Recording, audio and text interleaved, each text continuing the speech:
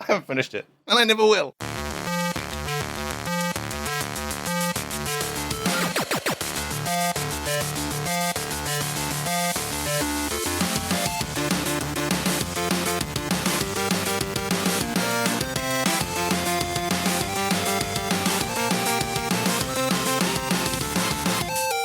Hey, welcome to episode 185 of Front Seat Gamer. I'm Nick. I'm here with Blake.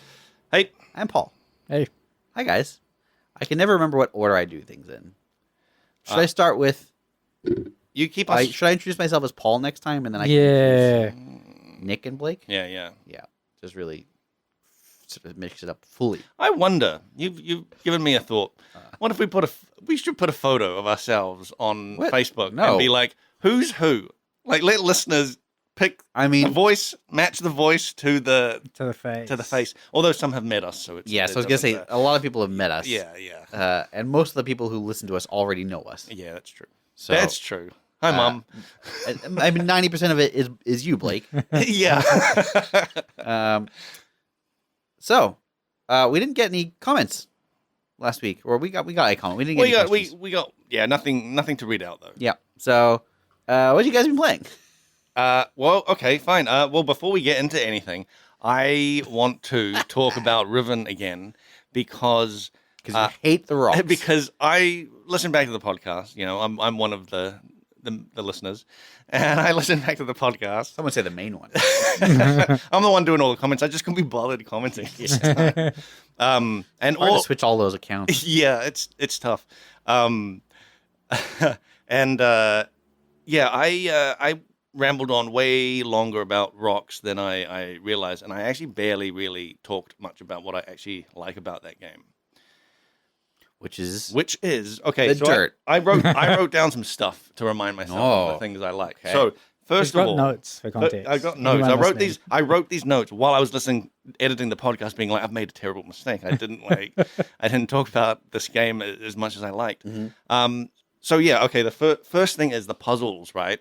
So what I really like about these is that they feel like properly like integrated into the world. Like they have function in the world. They're not just like, you don't just like come up to a door and there's like some like code thing that you have to solve that's just arbitrary and just feels like it's there just to put a puzzle there. Yeah. It's like if there is a code for the door, it's like related in some way to like the world. Right. And it's set up, and it ties into the actual like story that you slowly discover through mostly through reading.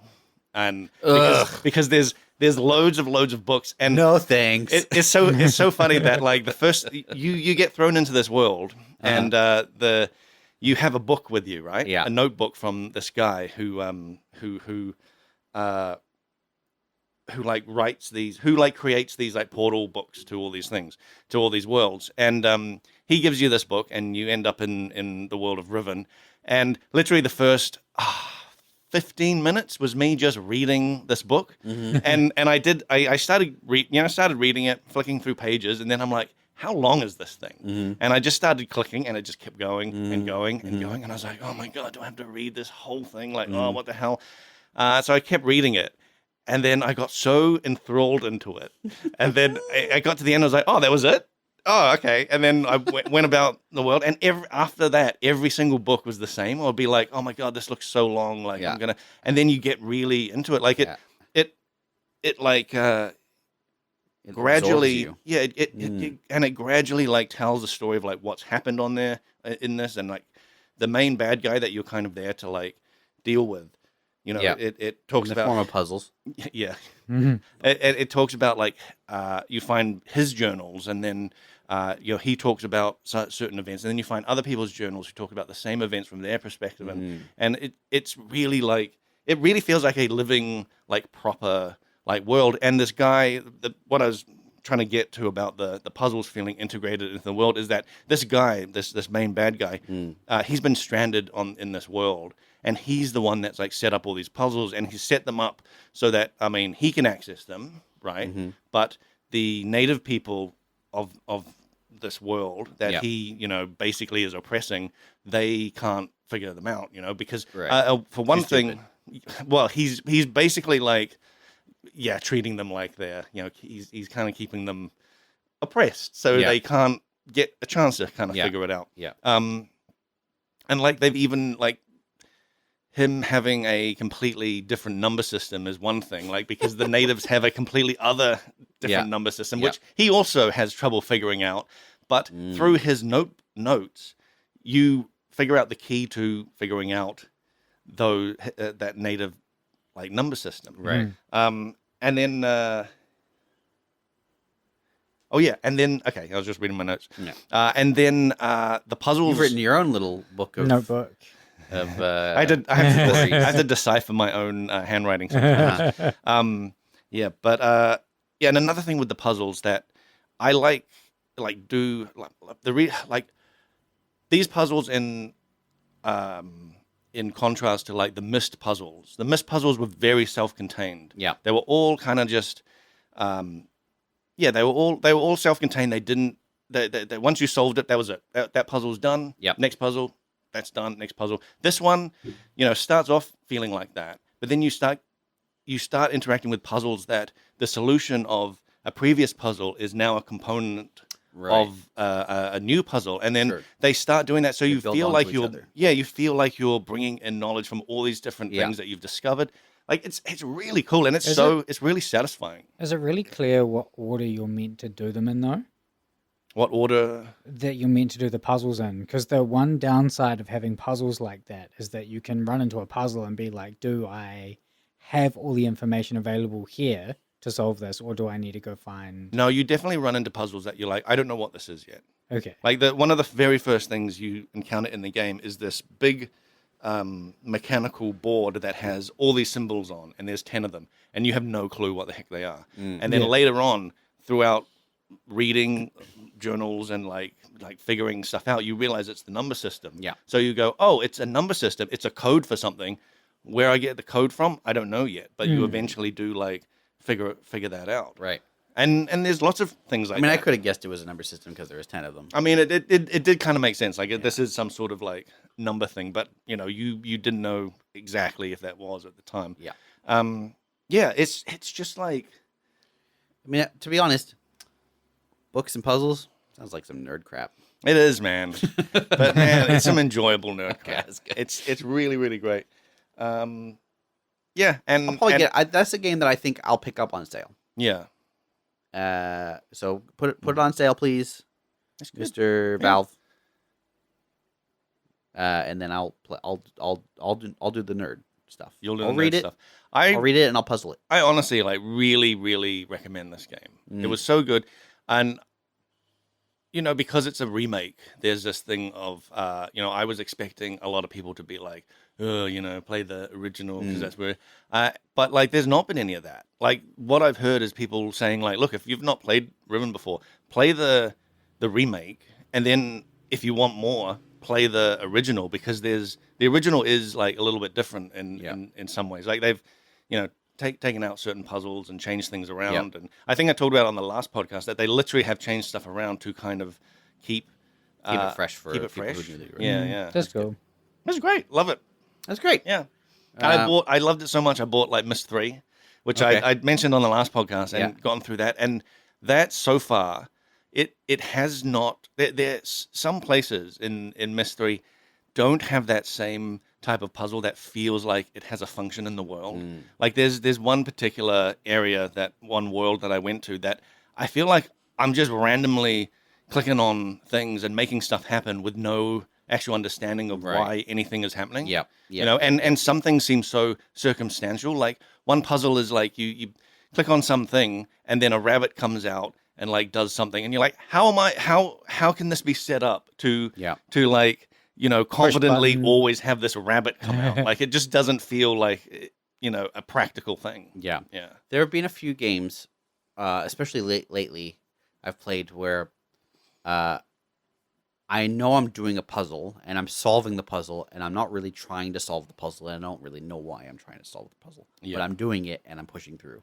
And then I finish it and I go, that wasn't satisfying. Yeah. Because I didn't really feel like I was doing anything. Yeah. I just knew what the developer wanted me to do. I remember very vividly talking about one of the first modern Tomb Raider game. Yeah. And that was my exact problem with the tomb puzzles, is that their signaling of what to interact with was very clear, but I had no clue what was going to happen when I interacted with them. And then at the end, I'm like, oh, great, I solved it by just clicking on things that were signaled. Like there's a game. I mean, I Persona 5. I've taken a big pause from that because it's a very long game, and there are certain areas where they're essentially door puzzles. It's like you have to hit a switch and it opens up one door and closes another kind of thing.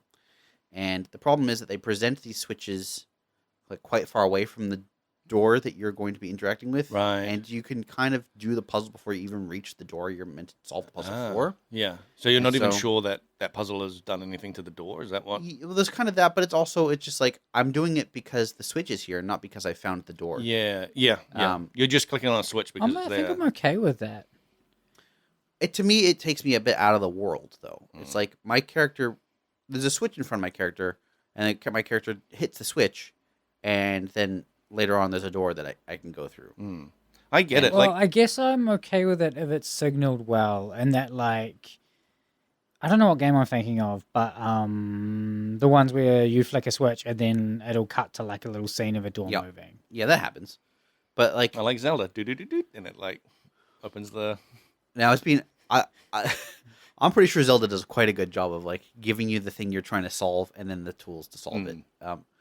As opposed to here are the tools to solve it, and the thing you've solved is at the end. Yeah. I think I like that there's the opportunity to have figured the thing out by the time you need to. That's fine, but you can arrange a floor in such a way that you can see the door you need to open. Yeah, that's true too. Before you can reach it, and still you can get the same result without that sort of ludonarrative disconnect of why is my character in world doing these actions when he doesn't know what the outcome is going to be. Yep.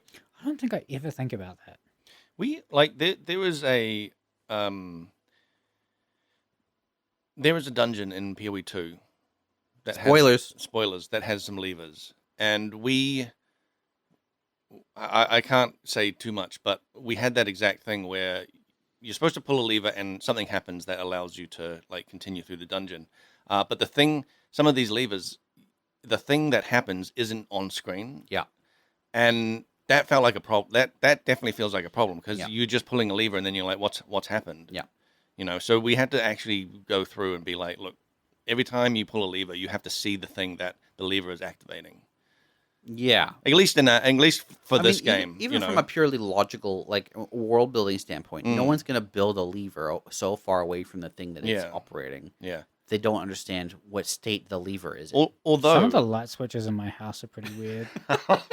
There's some I don't know what they do. Even then, when you switch it, you usually see the light turn on or off. You know what I mean? There's some that don't do anything. You know what? There was completely unrelated to video games. There was a switch in my house, and I didn't know what it did.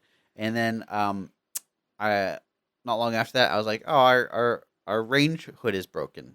Oh, it doesn't turn on."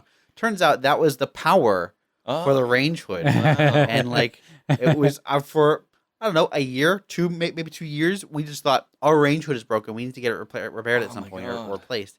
And then my mom came to stay for a while, and she flicked the switch, and it was working again. And I was like, "Huh, what? How?" And then I discovered that's what that switch does. And you were like, "This is a badly designed puzzle." Yeah, who built this house? I said, would not play this version of Myst. Also very mundane. Yeah. Speaking of that exact kind of thing, I have been getting back into Elder Scrolls Online a little bit, and exactly what you are describing has just happened. I went into a crypt, and it was like a little small area, and even the NPC that was with me was like, "Oh, I didn't expect this to be here. I expected something bigger. This is lame." And then there's a button that you press, and you hear a door open somewhere. Yeah. You know what game does this a lot? Elden Ring. Go on. Are you going to say this is a good thing or a bad thing? I can't wait. Can't wait. Go on. That's great. Oh, It's great when Elden Ring does it. Okay, but what about when Elder Scrolls does it? No Not a good, fan. no good, no good. Elden Ring, you expect nothing to happen though. No, but the thing is, in Elden Ring, you hit a switch and it says something moves in the distance. Yeah. It's like, okay. Elden Ring, Elden Ring, you look at a switch and go, maybe this will teleport me to a different place in the entire thing and will just kill me instantly. Yeah, maybe I'll hit that switch and then the roof will collapse and crush me. There's no telling what will happen.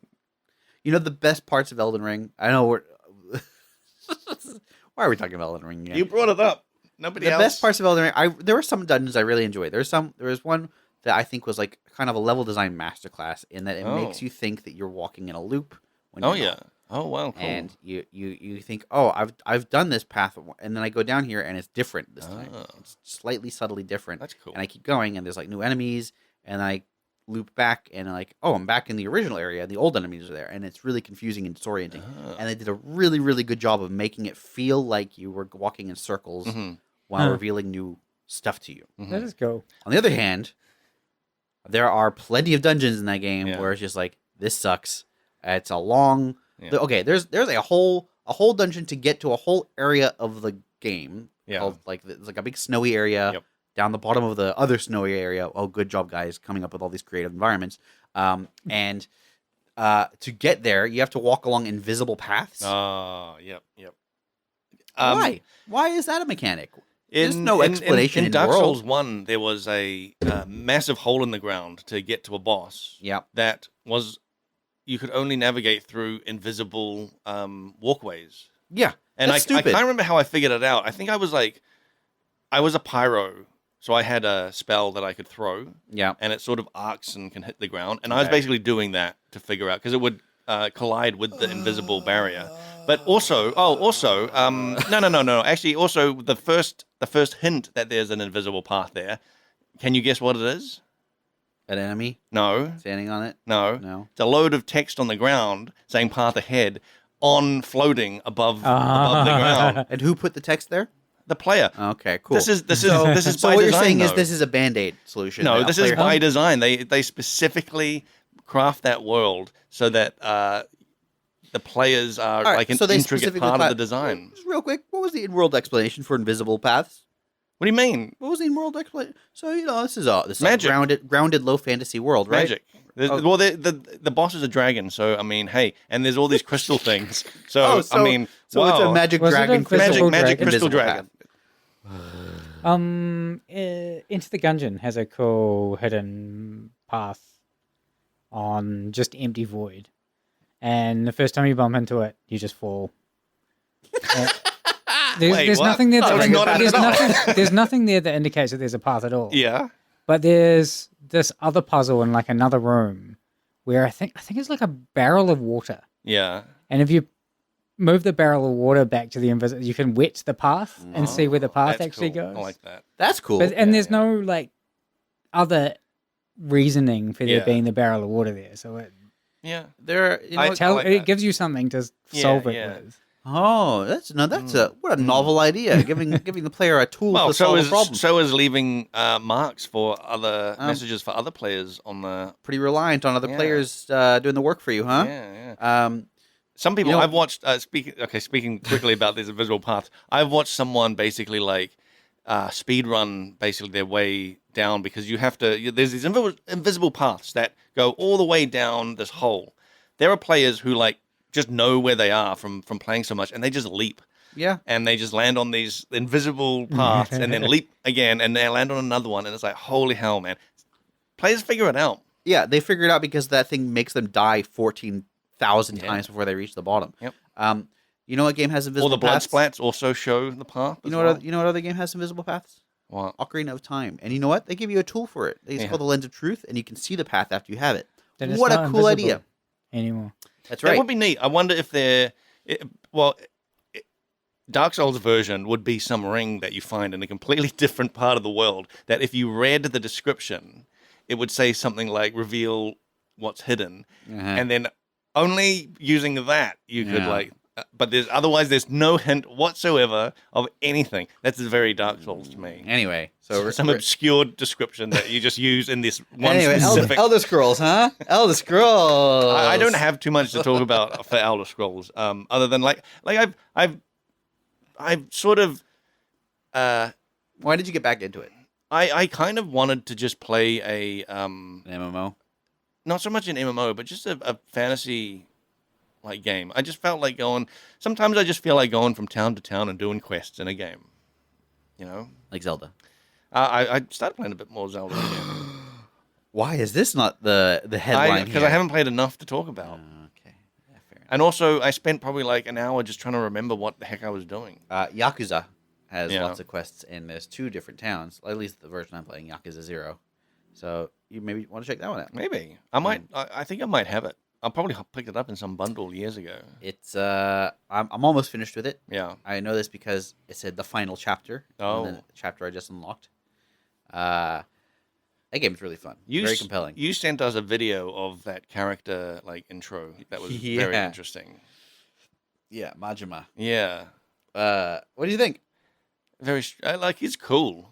It's also like very strange. Yes, Is there a right. history behind this guy? Or well, was that his the actual? First, that's your first encounter with him. Yeah, that that's- hints at like some back Yes. story Oh, that's there's like so much backstory. crazy or Do something. you want me to spoil it? No, because I Okay. probably might play it. Good. I probably might play it. All right. That game, every time I play it, I discover there's all these other things I didn't even realize were in this game. So like I discovered in the very first, now I've spent 20 hours probably running around what is kind of a small town. Yeah. Like, it's probably like 5 by 5 blocks in size, and you can't go into every building. So, maybe each block might have 1 or 2 places you can go into. And so I thought, I know this area pretty darn well. And then like last time I played, I discovered there's like a downstairs entry into like what is I forget the name of the game, but it's essentially Japan's version of chess. Go. No, this has like different ranks, different kinds of unit, and it is you can just go there and you can play this thing in this basement area. Wow. I didn't know you could do that. Mm-hmm. There's a whole, quite late in the game, you unlock a whole park with a bunch of hobos, and the hobos are all playing like they're doing hobo gambling. Yep. So like You can join in. yeah, there's like dice games and card games and all these other things that you can play. I played one of them. I think there's like 4 or 5 I haven't tried yet. Yeah. There's so many like little games in this game. Is this game just a framework for other games? Well, this is something I've been thinking about. This is actually kind of common in Japanese RPGs in particular, where they kind of have a core loop. Usually it's like turn-based combat or action combat or whatever it is, and there's a story that ties the core loop to like successive difficulty jumps. And they think we need to change this up.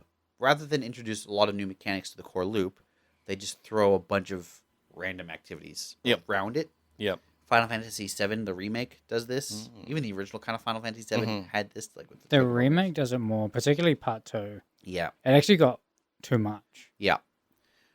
But I think this is kind of a trend. And I think like the Yakuza games are another like perfect example of this. Yeah. Where it is just, you can go into one of the Sega store locations in game.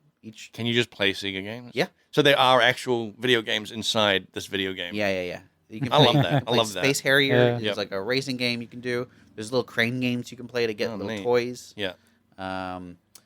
There's just a And lot. I'm assuming there's achievements around all of these or something, right? There Like, probably I haven't played a lot of those games. There's certainly meta achievements about you like entertain yourself 50 times and you get 1 CP. okay. Which is a very unfortunate abbreviation if you've been on the internet for any length of time. But those are those are completion points, and you can use them to unlock like quite significant like power ups for your character. Like you get more money from combat, or you can like hire women for your club to entertain guests. It's great. It's good stuff. It's really good. You said when we last talked, you said there was when we last talked about it, you said you just unlocked a A real estate real estate, thing. And then you told me before you'd unlocked another real estate Yeah. thing. So, well, no, it's not quite. I mean, kind of. So the real estate thing is like you go around your town and you buy properties and you manage the properties and you make sure that like there aren't hoodlums in those areas. Yeah, you gotta clean up the streets. Exactly, and so you can collect rent. Yep. You become a slumlord basically. The other thing I unlocked was you go around town and you can partner up with businesses so you have more fans for your cabaret club. Oh, And right. your cabaret club is basically where people, specifically men come to drink with women who work at the club. They are hostesses. Yep. They're there to entertain the men, and it's a whole mini game where it's like they choose a table. You have to choose a girl to sit with the guy based on what he wants, and then they might say they need help. Like, oh, I need a lady's glass, or I need an ashtray, but it's all with hand symbols, and so you have to quickly recognize what the hand symbol is Yep. and react. And if you do it fast enough, then the lady gets a boost, and the man makes an extra order, and you make a little bit extra cash. And then there's like battles with other clubs through this mechanic, where it's like who can make the most money. I just did my second one because there's 5 clubs. Each of these, and this is true for the real estate mechanic as well. There's sort of 5 bosses, and they have their own storylines, and you learn about them. And at least for the cabaret club, the 2 battles I've done each had kind of special mechanics compared to the other ones. Like one of them, you press the special button and you make more money for a little while. Okay. So you build a gauge, and it's like your limit break is you make some more money. Yep. And the opposing club had the exact same mechanic. But in the second one, the opposing club had a mechanic where it would hurt all of my women. Oh, no. All of my women would get extra tired. Oh, They'd no. lose a bunch of health, and then they would be like bad at being hosts. And I had to like keep helping them recover by giving them gifts at the end of Giving each them session. gifts? Yeah, Is the gifts like drugs? I don't think so. You know, pick me up. No, however, there is a perfume you Up can drug. buy for some women that Yeah. makes them I healthier. don't I think that's I don't understand. Look, I didn't make the game. Did they put the perfume? Did they pour the perfume out They drink it on They drink the on the perfume. counter and then snort it or something? Is They that drink it. Oh, they drink it. No, they Yep. don't drink Yep. the perfume. All right. Yep. Perfume. Yep. But it's I really like that game. There's a lot to it, and I keep stumbling into more quests. There's about 100 side quests, Wow. which is they're not like all super involved, but most of them have like multiple stages. They all have like quite diverging stories, I guess. You like some of them That's get great. real weird. One of the first ones I did was there was a line of people outside a store, and I went up and there was a little boy in the line, and my guy was like, "What are you doing?" And he's like, "I'm waiting for this new game that came out." And he gets into the store and he's like, "I got the last copy." And then a guy steals the last copy, and you have to go from that kid. Yep. And you chase him down. It's like a teenager. You chase down the teenager, and then when you find him, Punk has stolen the last copy from the teenager. Oh, no. And you chase down the Punk, and it's a Yakuza guy who's stolen the last copy from the Punk. And then you chase down the Yakuza guy and you beat him up, and it turns out that he's the dad of the little boy who got the game in the first place. And he was just trying to get the game for his son. Oh, And you man. He just knows beat how up much his his- dad. Exactly. Yeah, that's funny. And that's just like one. That's like one of the earliest, most basic ones. Yep. They get some of them get really weird. Wow. I think I've told you about the guy he's completely hairless, dancing in his underwear, Yeah. all around town. I don't know how that Is he quest is he gonna the guy end. that you said like talks to you and is like, "Hey, I've seen you around town." Yeah. And he wants to meet a woman. That's the part of the quest I'm up to. I don't. He wants to meet a woman who like a type of woman he's never seen before. Yeah. I have Do no idea. maybe you'll encounter a woman that is also hairless and dancing around to the street. I and mean, it's you're like, oh, it's possible. I know who's perfect for you. I guess it's possible. I don't know, man. That game's really fun. I'm actually pretty excited to like jump into the rest of them. I've been doing a little bit of reading. There's like Yakuza Kiwami and Yakuza Kiwami 2, which are remakes of the first and second Yakuza Oh, games. cool. Oh, And they came out after the one I'm playing. Oh, So that's those good. Are Yeah. allegedly going to be better in terms of quality and Yeah. production value. But then like Yakuza 3, which takes place chronologically after Yakuza Kiwami 2, was made significantly before the one I'm playing now. It's going to be worse. So it's a real roller coaster of quality. Yes, exactly right. And then there's like at least 2 other Yakuza games not in the bundle, but that are part of the mainline series that I haven't touched yet. There's Like a Dragon. By the way, they did this whole thing. Apparently, Like a Dragon is sort of the more literal translation of the game title in Japan. Oh, yeah? Yeah. Huh. And so in the West, they're like, well, no one's going to know what that means. So we'll call it Yakuza. And then they started pivoting over to Like a Dragon. So there's a game called Yakuza Like a Dragon. Yeah. And then the next game is called Like a Dragon Infinite Wealth. We just fade it. Okay. But it's all part of the Gradually same fade it series. out. Does that mean that effectively there's one that's called Like a Dragon, Like a Dragon? I don't If it's think the so. more literal. That's a great question. I don't know what the Japanese version of that one is. Okay. But I do think, I just like that's funny that like, I think the West is ready for the real name. we We'll rip off the gotta Band-Aid. really blur it in there and really ease them into this. So Yakuza and Like a Dragon. What's so hard to understand, like a dragon? I think Would people go, I play as it's a dragon? fantasy game. Yeah, I play as a Skyrim. dragon. Yeah, like it's like Skyrim, yeah. there's an argument to be made that you look at that game and you go, I don't know what that is. There's just a Japanese guy with like you look at and then like a weird wacky looking dude in the background. It's called Like a Dragon. What is this game? I think, you know what? I think it was the right choice because thinking about it, if you saw the cover and it said like a dragon, you would think this sounds pretty generic. Yeah. But if it says Yakuza, you're like, whoa. Yeah. It Now- does I give know you what that is.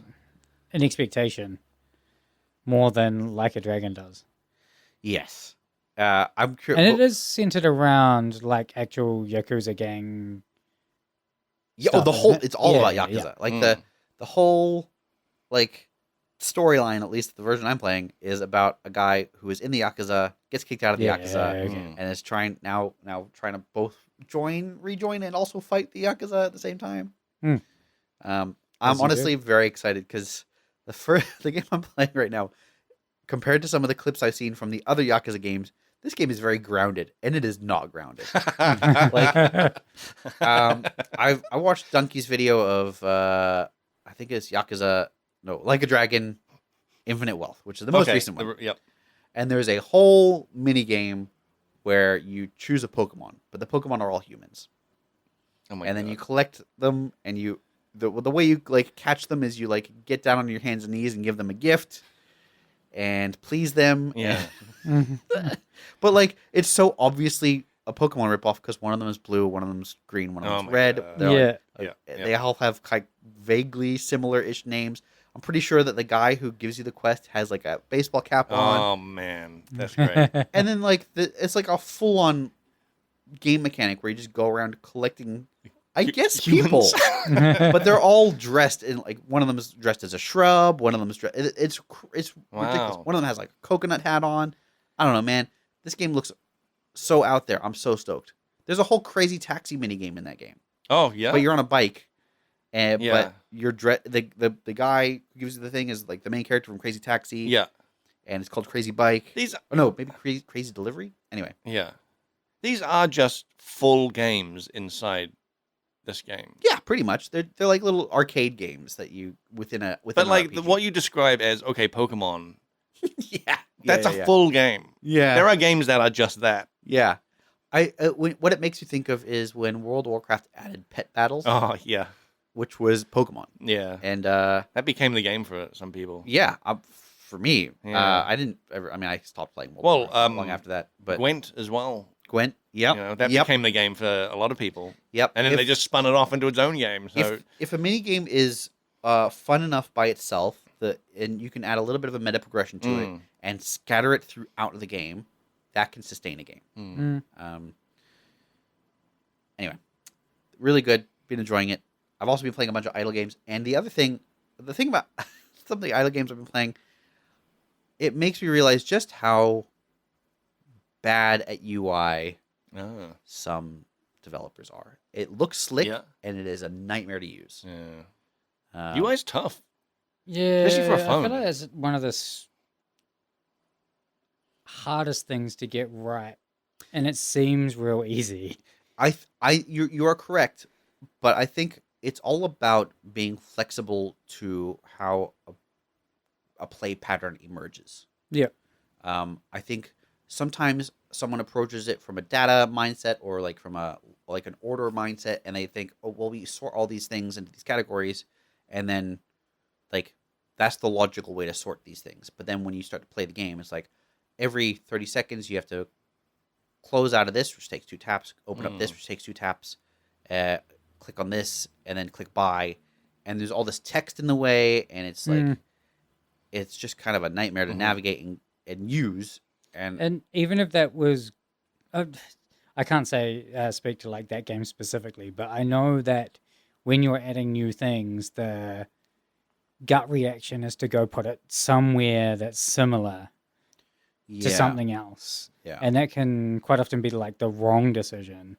But it's quite easy to, as you iterate and add more things to something, keep chucking things in similar sort of places. Yeah. But that might mean that there's no actual like cohesive flow through those things anymore at all. Yes. You've got to go back and forth between the two similar-ish things. Yes. As you just keep tacking things in. It sucks. Yeah. It really sucks. It's a game because it's frustrating because the game has lots of interesting ideas that I'm playing at the moment. What's it called? It's called CIFI. I guess sci-fi. I don't know. It's all capitals. Maybe that stands for something. Anyway, it's like you have a ship or there's ships or something. It doesn't really matter what it is. It's an incremental game. There's numbers that go up. But you have to bounce between about 3 or 4 different menus because they all use the same currency and they all have their compounding building elements. Yeah. And it just sucks to navigate, and it's making me like want to quit. Yep. So there's too much friction here, and it's all UI friction and not gameplay friction, which feels really bad. Some of the other things you see quite commonly too is instead of having menus and menus and menus, you end up just having like a bunch of icons around your character that are like different things that you got to click, and they'll start like blinking when you've got to do this thing again. You open it up and it just looks like those old modded WoW UIs that have buttons for absolutely everything surrounding your character and separate different rings. Yes, old ones. I'm sure that's not the case still, right, guys? I don't know. I haven't seen anything recent WoW at all. I do remember I was maybe 3 expansions in, and there were bars on bars on bars. It's walls of icons I've seen. Yeah. It's a tough one because I think MMOs have it particularly bad. They want to give players new tools every expansion, and then they have to go somewhere. Yeah. Getting back to Elder Scrolls Online, you can only have a limited amount of like actionable skills at any one time. You can get dozens and dozens of skills, but you can only have 6, I think. 5 or 6. Okay. Like you can actually use at any one time. So is that like a loadout thing? You have to So you go to a town. And you can change it up whenever you want. Yeah. But like it really makes you think about what skills you're getting. You don't just like get all the skills. Yeah, that's a good choice. Yeah. Speaking of Elder Scrolls, there was a game that came out. Maybe it went into early access. Maybe it came out. It was in the last few weeks. It was called Elder Scrolls Castles. Oh yeah. I think I mentioned it to You did. 1 or 2 of you. Yeah, I think so. immediately thought of Fallout Shelter, but you said it was not that. It's not that. It's got some similarities in that you are slowly building up a castle, but it is worse than Fallout Shelter. Oh. It's slower. It's kind of more progression elements crammed in per thing, which makes it feel more like a slog in a way that I don't think benefits it. Like, okay, you build your castle.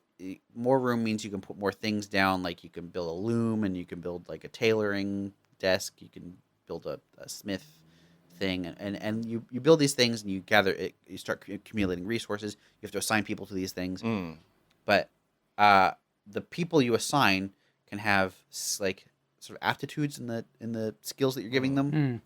But then those can also be adjusted by what they're wearing, so they can have like a body thing and a held object. So like Pants of good at cleaning. Sorry, Pants of good at cleaning. exactly that kind of thing. Yep. Yeah, and Can they hold like a berry, like in Pokemon? no, not that I've seen. Not that I've seen. And then there's like a whole combat mechanic thing, which has its own gear system. Oh. So they've kind of got two conflicting gear systems. Yeah. And then the recovery mechanic for people who have been in combat needs its own spot in the castle. Oh, yeah. And you have to assign people from combat to the recovery table. They don't just automatically go to recover. Oh. It's a bunch of weird micromanagement, and they will try to sell you stuff all the time. That sounds really bad. It's really bad. Who made it? Is it? I think it's. I mean, I'm pretty sure it said ZeniMax or Bethesda. So Yeah, but it might be under because the people that make Elder Scrolls Online, Yeah. like they're a different studio, but yeah, they are under like ZeniMax. yeah. Oh yeah, look here. But I think they were like a completely new studio originally that they bought for it. Right. I'm trying to search it right now. Yeah. It says, Bethesda Softworks. Okay. That's what it says. Maybe it's straight up as them. Wow. But it's, I mean, under Bethesda Softworks, they also have like Fallout Shelter, Blades, Legends, the card game, which was better than I think anything they've put out on mobile, and was shut down faster. Wow. And then like they've got Doom on here, so that's obviously. Oh yeah. It might just be that that's the publisher, but I don't know. I think that game was not good, and it's a shame because like I think a really fun castle management thing. I mean, in the honestly, like Elder Scrolls universe would be fun. Fallout Shelter was pretty popular, right? I don't know if it was an Yeah. amazing game, but it was popular. Played it for a while. So it just seems like why not make a Elder Scrolls version of that? Change some stuff around, my problem with it is I think there is a lot of potential here. I think that they took essentially what was the Fallout Shelter structure and added more depth. But in doing so, they realized we have to slow it down a bit because we have to make money. And then the way that it's very greedy the way they've gone to try to make money. Like, I think it's like $60 or $80 for their sort of battle pass kind of thing. Yeah. Which only lasts 2 weeks. Really? 2 weeks long. What do you get in the battle awful. pass? You get like some daily stuff, and you get like $60 every 2 weeks. It's really I'm really expensive. Never buying a battle pass for 2 weeks. That's not a battle pass. No, it's really and $60. If it was $6, I think still it being every 2 weeks would put me off. You'd have to guarantee that you have to know that you're playing. I would much. You got to get your $6 out of that. I would much rather pay $12 for a month Yeah. than that idea of every 2 weeks having to make a payment. $60 purchase. Dude, that's absurd. That is insane. Yeah. So how I much kinda- is Skyrim? I think it's probably $60. I gave it a shot. Like I gave that game a shot, Yeah. and I tried to look past the monetization, but the monetization becomes everywhere. It's Wow. omnipresent by the time you start like Oh, really good. getting to the meat of the game. Yeah. And the actual progression starts to really slow down without it. And a lot of what they're also monetizing is convenience stuff. Yep. Like one of the things you get is a little like the number one fan, the little dude from Oh yeah. with like the ice cream hair, Yeah. yellow ice cream Yeah, hair yeah. boy. And Didn't canonically he end up killing the hero?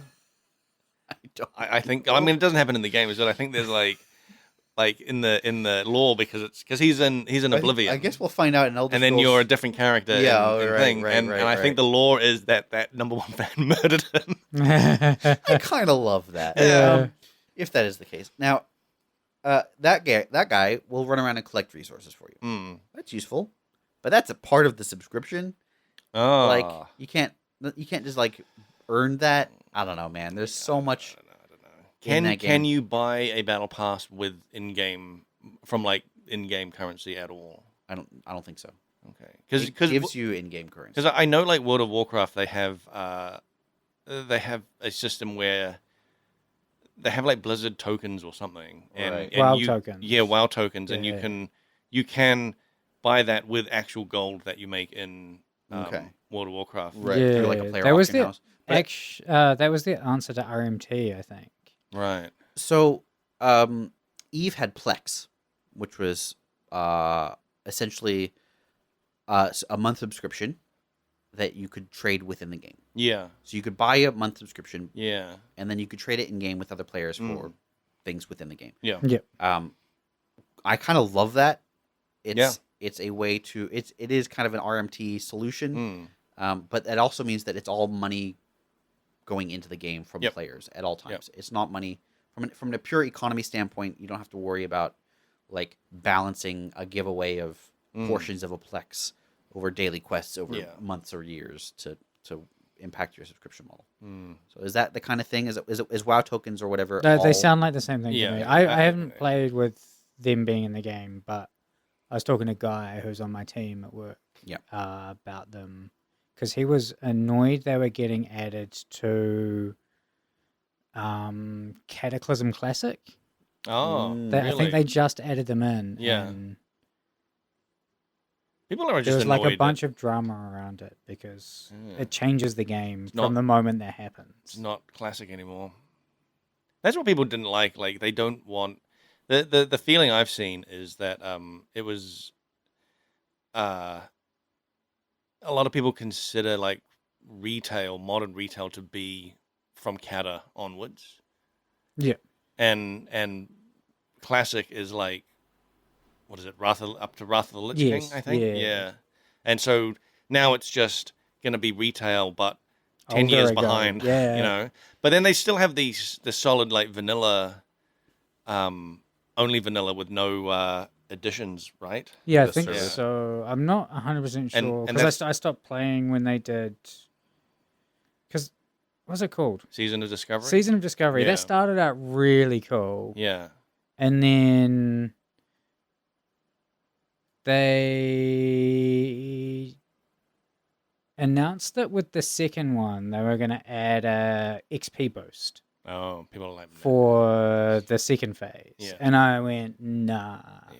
and stopped playing entirely. Those people that play that really want a specific type of like Yeah. experience that XP boosts are not part of. Yeah, What I is wanted your the argument old- against an XP boost for like late joiners? Just that I think Classic WoW is about the journey through leveling. And if you're just going to skip that by making leveling fast, there's not much of a game there. And I'd just spend a bunch of time, like getting a few characters to the max 20 or level of whatever, the yeah. first phase. Yeah.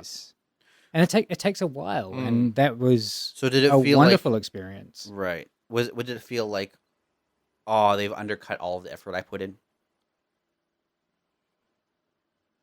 A little bit, but it's more the idea that the content they're releasing is the main thing that's happening.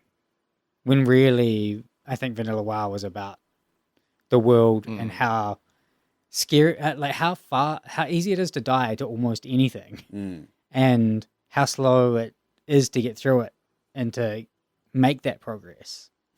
Without that, the game, like, what? I don't understand why you would play it, I guess. Yeah. That's a fair point. It does feel a little bit at odds with the philosophy of playing Classic WoW. Yeah. Classic WoW is the hard slog. I remember 3 months into the first vanilla WoW, very few level 60s. Yeah. And then now, within a week, Yeah. you have most people at 60. Oh yeah. Yep. It's but I also think that is a mentality and philosophy change of the player base more than it is about gameplay system changes. How do you mean? Well, like, I think even in vanilla WoW, if you go on a vanilla WoW server, you'll have people at 60 within a week, right? Yes, I think so. But that's because people know the game well and they know how to play the you game. can optimize everything and Yeah. know when to grind, what quests to just not do because they're gonna. Yeah, and they know how to do, like, they know, how to make money or how to Yep. get their mounts fast, whatever it is, to speed up their whole progression. Yep. Which is different to when people just were sort of fumbling their way through. And also, I think in those very early days of WoW, they were building social connections, which I think Yes. now everyone has their social connections. So when they log into Classic WoW, they've got their 5-man party. They are not looking for groups. They're not just solo leveling. They are efficiently gaining levels, questing, and powering through all these areas. Yep. Very different to those early days where it's like I'm in Tarn Mill and I find some dude at the bottom of a crypt fighting the one elite in the area, and we party up, and then we're friends. Yep. That's a hard thing to recapture, though. That was the lightning in a bottle of the original World of Warcraft, in my opinion. But replaying Phase 1 felt like that to me. Really? Yeah, it was slow and like sure I wasn't making new friends, like I was mostly playing it with like my partner Stacy and then at some points like other friends. But the leveling experience, as slow as it was the fun of it. Yeah. Looking forward to getting that next level because you unlock like the next tier of things and then all of a sudden you get more damage. And When was the last time that you played vanilla WoW? I played that. I was playing it just before they did the Season of Discovery thing. Okay. No, but I mean before that. Oh, I mean, I played. Like when did you last play through WoW before Classic ever came out? Like I played vanilla when it came out, in like 2004, 2005. And then I played a little bit of Burning Crusade, and then I stopped playing. And hadn't really played since. Okay, yeah, because I think your experience in it, you've probably forgotten a lot of the stuff early on in things. So you're like rediscovering it. Yep. Especially if you didn't play those character classes, or like if you didn't play. I definitely played exactly the same thing I played. Okay, gotcha. It was fully for me about rediscovering nostalgia. Yeah, it was a real nostalgia trip, right? Yeah, I think honestly, if I played classic WoW again, I would be like, Undead Mage straight away. Yeah, Undead Mage. I do something about those very early days. It was of WoW. magic. It was magic. And I don't know that I could 100% tell you what it is because I think it's lots and lots and lots of different things. It was. I even replaying, playing it during the classic thing and Season of Discovery, it wasn't the same. But also, it's almost impossible to recapture something that happened when you were still a child. Yeah. It was something. It was something that a lot of people playing it had not experienced before. Right, like RuneScape, and even those who look, I played MMOs. I had played, but they to be fair, they were like RuneScape. Yeah, this is what I'm saying. It's like, okay, RuneScape and like EverQuest were around, but WoW just basically did it better. Yes, and it was a brand new thing. It was like seeing Star Wars for the first time. It was like seeing The Matrix for the first time. You cannot like recapture that. You know. What do you think the next iteration of that feeling will be? We may have already seen some of it. Like, and honestly, given our age group, we may have missed some of it. So, for example, Minecraft, I think, might have been one of those. I think Fortnite could have been one of those that I certainly missed that. Yeah, I missed that entirely. Fortnite, I was sidetrack about that. I had my niece and nephew staying probably a couple months ago now. They installed Fortnite on the Switch, just played that all weekend. It looked fun. Have you ever played it? I've played it before, but they were playing the no build version. Okay. And I was like, this is so much better. Yeah. Like I played the build version where where you're building stuff, and it sucked. Yeah. I hated it. Yes, the pros got really good at building stuff really fast. They'd build these towers while they're shooting. Yes, and I'm just like, I cannot micromanage that. No, I can really understand what's going on. Watching, yeah. It's just like there's a bunch of blue shit flying on the screen, and then he dies, and I'm like, okay, well. And we were at the time it was a group of us around my age, and then my friend's his nephew who was 13, I think, at the time. He carried the entire team. He was the only one that could build anything like fast enough. You know what's really wild? The first version of Fortnite, was it still called Fortnite? It was called Fortnite Save the World, I'm pretty sure. Yeah. I mean, it wasn't. That thing. Yeah. It was about building. It was a survival game. Yeah. It was a horde. Yeah. Co-op. Defense shoot. Thing. Yeah. And it was really fun, but way too slow. Progression was like absurdly slow. I was playing it with, I think, my sister, her partner, and another friend. And it was like a solid idea for a game. Yeah. But but just tuned to hell. like really, really Yeah. bad. Progression felt like it would take a week to level up. Well, once or It might be one of did that- the most successful pivots in gaming. Yeah. Yeah, Oh, yeah. yeah. I mean, a pivot Almost that, certainly. Yeah. pivot that overtook the genre, right? Because it was PUBG. It was basically PUBG. Yeah. Because there you were- had the circle that you have the Yep. circle, the radius Yep, thing, it and you was a- just drop from. Although did PUBG you drop from the air? I can't. Yep. Yeah. Yeah. Yep. It's literally just PUBG, and they're Yep. just like, oh, let's just put that in the thing. And now I haven't heard about PUBG So for fun. years, You and gotta- everyone just talks about Fortnite. You gotta feel bad for player unknown, right? He's Yeah. like, I've got this great genre-defining thing, and they're like, cool, yoink, ours now. Yeah. Yeah, that feels bad. Well, I mean, from what I've I'm sure he made like enough money off it to be like, yeah, okay, cool, thanks. There was a bye. period when it was like cracking 100,000 concurrents on Steam. so Yeah. I'm sure they're with familiar. microtransactions and stuff. So Yeah. There have been a few games that have come out lately that have like that are quite fun, and I think the multiplayer shooter market is just too fragmented out right now, and there are too many behemoths that like suck up yeah. most players for like Call Most- of Duties and most games. Counter Yeah, Strike and well, and Fortnite. Yeah. But then there was a game called the finals.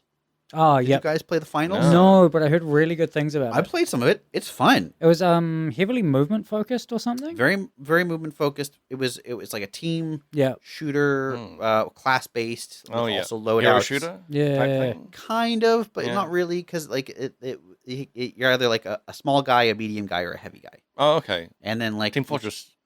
Yeah, Man, but, that was a they good have game. loadouts. So it's like your small guy Ah. has a bunch of different things he can wear, and you can choose like 3. Yeah. Okay. And I the mean, same. I don't think original Team Fortress 2 had loadouts.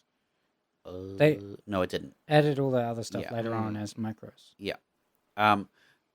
But it's really fun. Like it's a solid game, and I don't know that it's like. Hmm. I think there was a bit of buzz when it came out, Yeah. Yep. but Just got. there's just too yeah. many other things out there that people really love. Well, it was like. Yeah. I mean, That's there kinda was crazy. loads and loads of like hero shooters all coming out. There's and one that's just coming out right now. That's by Valve. Have you is heard about really Yeah. No, Wait, I haven't I heard didn't about that at this. all. What? Oh, they were sort of trying to keep it secret, except they had 20,000 concurrents playing it or something. What? Oh. I'm trying to remember what it's called. It's like Flint Steel or something like that. Let me. Oh boy, I might have Dreadlock or something. Yeah, I might have heard of something like that. Let me I didn't Google know it. that was Valve though. Man, TF2 was so much fun. TF2 was great. I played a Deadlock. lot. Of Oh, that game. Deadlock. Yeah. Ah, Deadlock. Yep, I have heard of that. Apparently, you can. I think you could just get it right now. Do you guys want to get it? You want to try playing together? Yeah. Yeah, maybe. Yeah. This will probably never happen, but maybe one day we're all We'll gonna go agree in to with one like day. good intentions, Maybe one and then day. timing wise, Yeah. we'll never overlap. Well, Yeah. we played some Power World for a bit. didn't 1 we? p.m. on- Well, 1 It was- p.m. on. Did Paul play Power World? No, I didn't. No, No, it was just you and me, Blake. Yeah. It was good.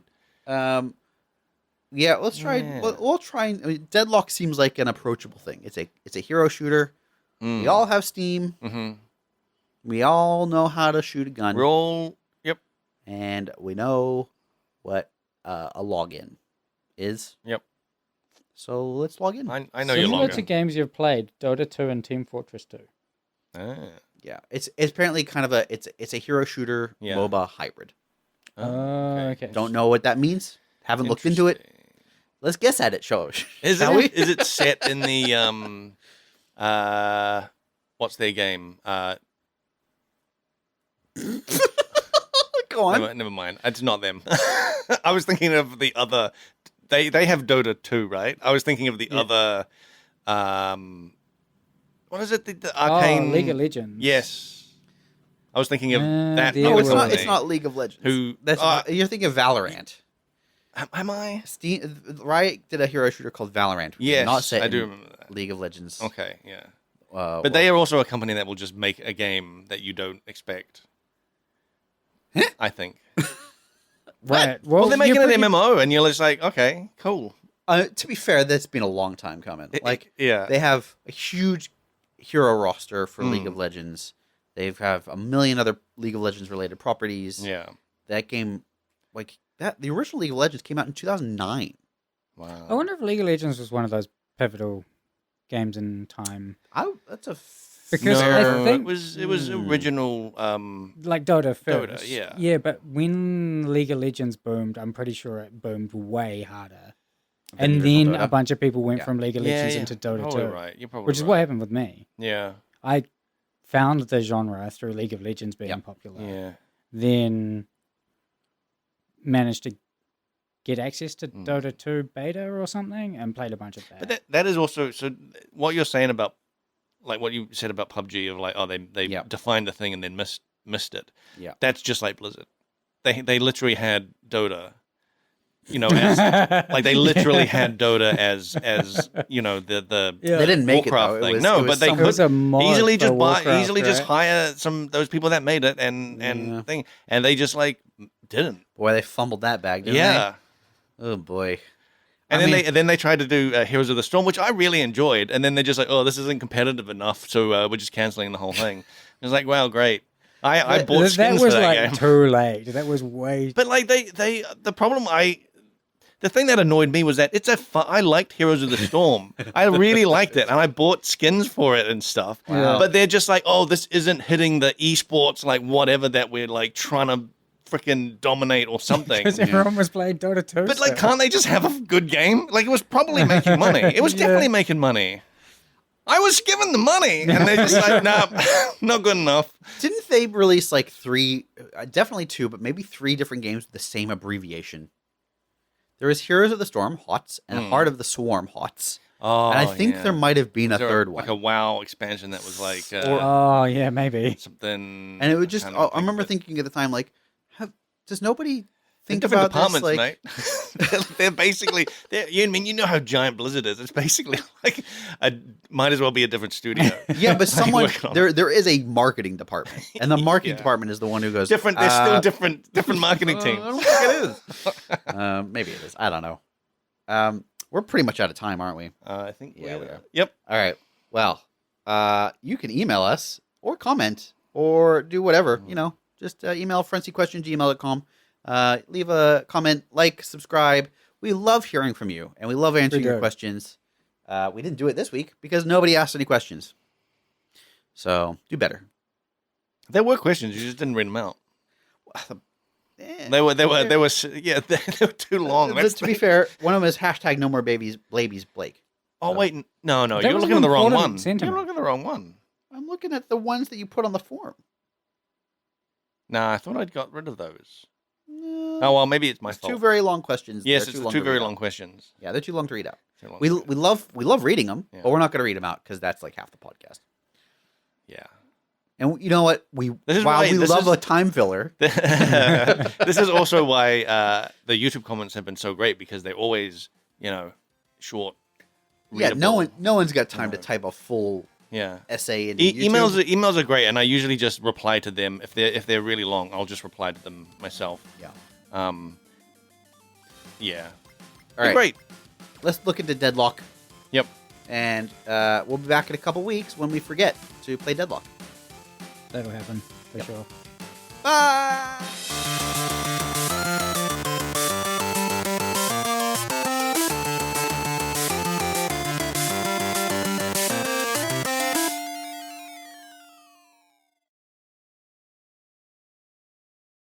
Did you know about the banana? You knew about the banana game, eh? on Yeah. Steam? Yeah. That's even worse though, because that's also like I know. a scam. But it's so good. It's scamming. Is it though? You get what you pay for. A banana. A banana skin Yeah. that you can't use, but you can display in your The inventory. engineered scarcity for something with no value and a thing that is like You know what you're describing, right? Mm. Crypto. NFTs. yeah, but those don't have like those they are built to have scarcity built in, whereas the whole Steam economy thing, like as an API, you can just tell it to add something to someone's account. Oh yeah. Right. Yeah. You can like, it's literally a curl request Mm. to Steam, and it just adds whatever you say. Mm. So you could. Oh, But I think everyone knows that, right? Like the guy is just saying would just be like, okay, I'm releasing this one skin and only one will ever drop Yes. kind of thing, and then everyone goes nuts. Except that then he can also like silently print some for himself. Oh yeah, for sure. And But if he says only one, or if he's like only two, and isn't it a coincidence? I also got one. yeah, I just got lucky. I mean, fair enough. I've had it longer, so Yeah. Okay, I think this is it. I think I found it.